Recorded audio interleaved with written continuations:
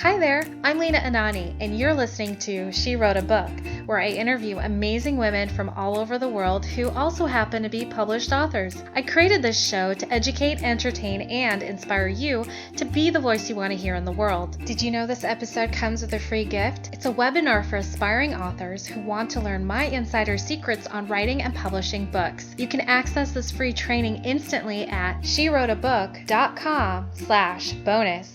Now let's get started. You are listening to episode number 47 of She Wrote a Book, and today I'm interviewing Angelika Davey, author of the book The A to Z of Learning German, 26 Ideas to Make Learning German More Exciting and Fun. The book has been written with one aim, to give the reader as many ideas as possible to help them learn German. So, she provides you with 26 chapters jam-packed with ideas for improving your German, nicely sorted alphabetically. Angelika Davey was born in Germany, but in 1982 she moved to Wiltshire in England and fell in love with it. In 2006, she started her own German tuition and translation business. Translating books and writing blogs got her interested in writing her own. Again, her book is called The A to Z of Learning German, 26 Ideas to Make Learning German More Exciting and Fun. You can find the link to purchase her book in our show notes for this episode at SheWroteABook.com/47. So, Angelika, it's such a pleasure to have you here today. I want to know a little bit more about what inspired you to write and publish this book. Well, thank you for having me, first of all.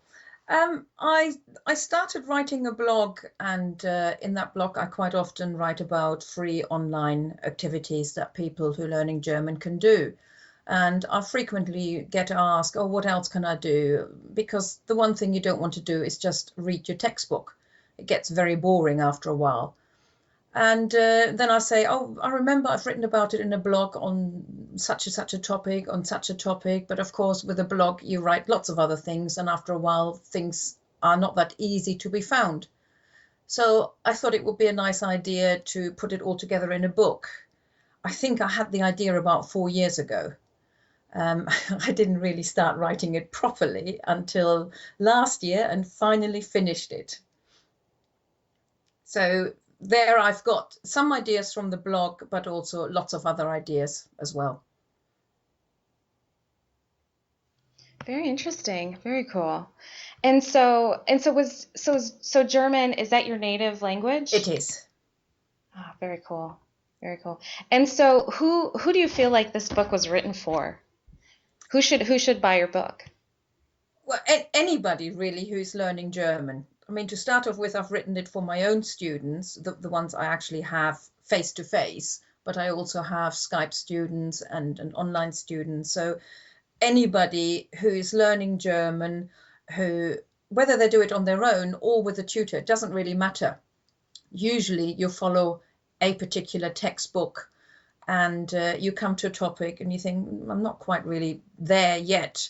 I'd like to do some more revision. I wish I could do something every day for a few minutes. Where do I start?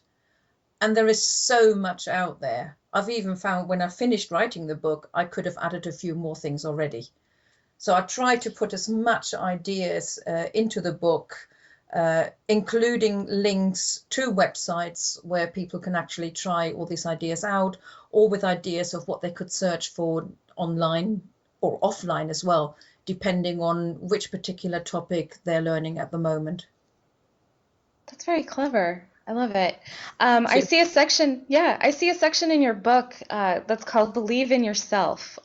Let me say, I've never seen that in a language textbook before, so I want to know, what is that about and why did you include it? Oh, yeah. I've heard it probably started with one particular student a long time, many years ago, before I even worked for myself, who kept on saying, oh, my parents always told me you're rubbish at everything. You're never any good at anything. And he wanted to learn German, and he stayed with me for several years. He passed an exam. He didn't pass it quite as well as he wanted it to pass. So he said to me, my parents were right. I was rubbish. And I said, no, your parents were wrong. I said, you passed an exam. And most of the time, we're always putting ourselves down. And you shouldn't. You may not learn everything as quick as you want it to be, but you will learn something. unless, of course, you say, no, I'm rubbish at it, I'll give up. But then everybody else was right. Oh. Well, I'm really glad you included that chapter in there, or that section in there, because it's something that you don't really think about or you don't consider, like when you start to learn a language, oh, maybe I should just believe in myself, because confidence does play a key factor in learning a language, and not just learning it, but actually speaking it in under pressure. That's where Yeah. you really need to believe in yourself. I mean, if you think back to your childhood, yeah, there were lots of things you couldn't do as a child. But not once did you probably think, I'll never be able to walk, I'll never be able to eat with my own spoon or know how to drink a cup. You just did it. And nobody worried that you may not be able to do it.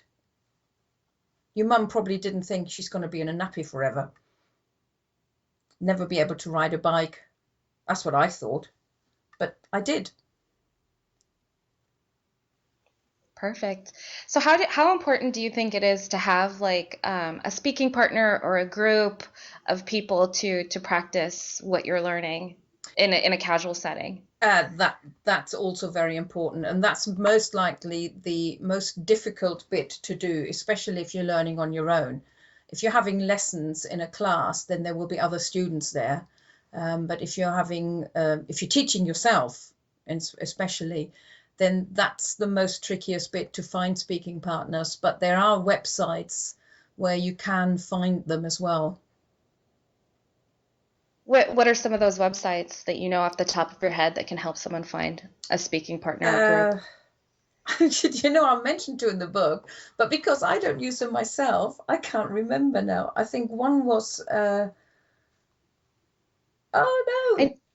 Well, I know in the States we have a website called meetup.com, and I've seen a couple of groups where people, it's like a language immersion group where they meet up for 2 hours and over beers, and they just, practice whatever language that they want to enhance and improve. And I've been tempted to do it because I've learned Spanish, I've learned Italian, so I think it would be a lot of fun and I haven't used it in so long, so I think it'd be a lot of fun to go and have these conversations with people in a safe setting too, to practice. And you know what? Alcohol helps too. Yes. Because sometimes you need that liquid courage. Yeah, those aren't online meetings, are they? They're offline. The Germans call that a Stammtisch. Now, a Stammtisch in Germany actually means it's a reserved table in the pub where a group of people, whatever organization they are, meet weekly, and nobody else dares to sit at that table because it's theirs. And so Germans outside, or certainly here in England, in the UK, I know of some of those where they have usually monthly meetings in a pub. The table isn't quite as reserved as it would be in Germany. I think some other British people wouldn't be very happy about it. But they do meet up, and they speak German. They either are Germans and who just want to meet up, but quite often you find English people there as well who just want to have the chance of practicing their German. And like you said, over a pint or anything else to drink is really nice.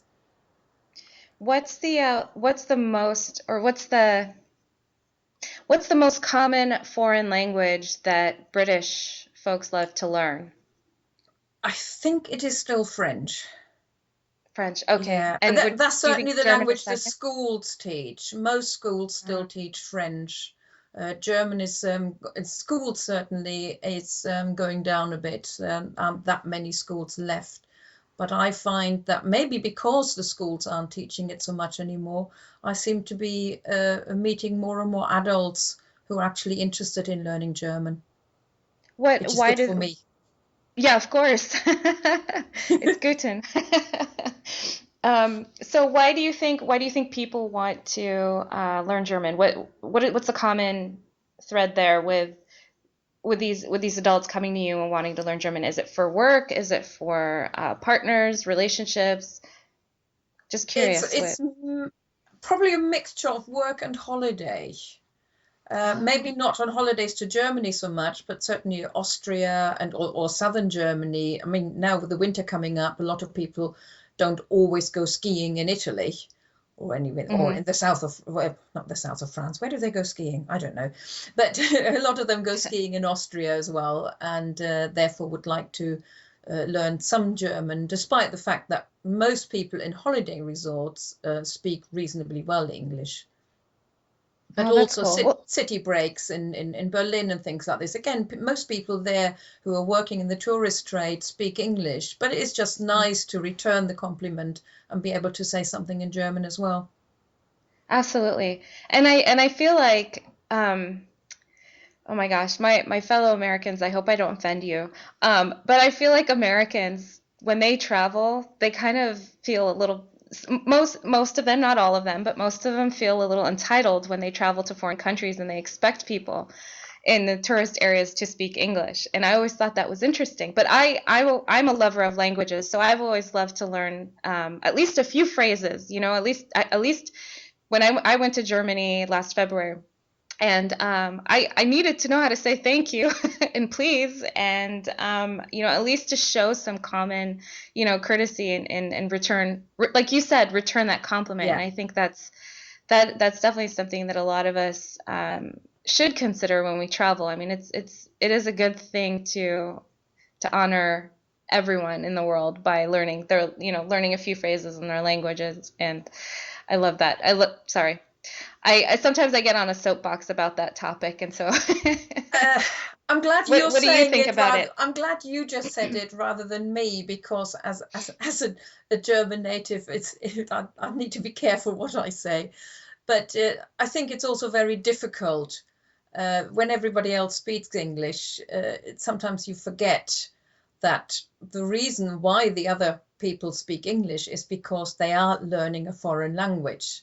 And Right. British people probably aren't that much different than American people in that respect. They think, oh, they all speak English anyway, so why should I learn another language? Luckily for me, there are lots of people who don't think like this, and they're saying, I would like to learn a foreign language, and if it's German, for me, even better. Perfect. Well, what do you love most about being an author? To see my name in print. No, it's something nice that you can pass on to your children, isn't it? Something they can inherit. Look, a book mum wrote. No, it's nice to be able to also reach a wider audience. I mean, what I've written in the book, a lot of the things I have said to my students face to face, and it's nice just to be able for other people to read it as well. I hope they find it nice.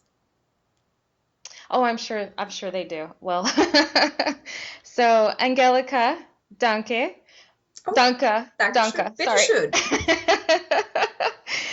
Thank you so much for being our special guest today. We will have a link to your book in the show notes for this episode, and our listeners can find that at SheWroteABook.com/47 to learn more about our author and her awesome book.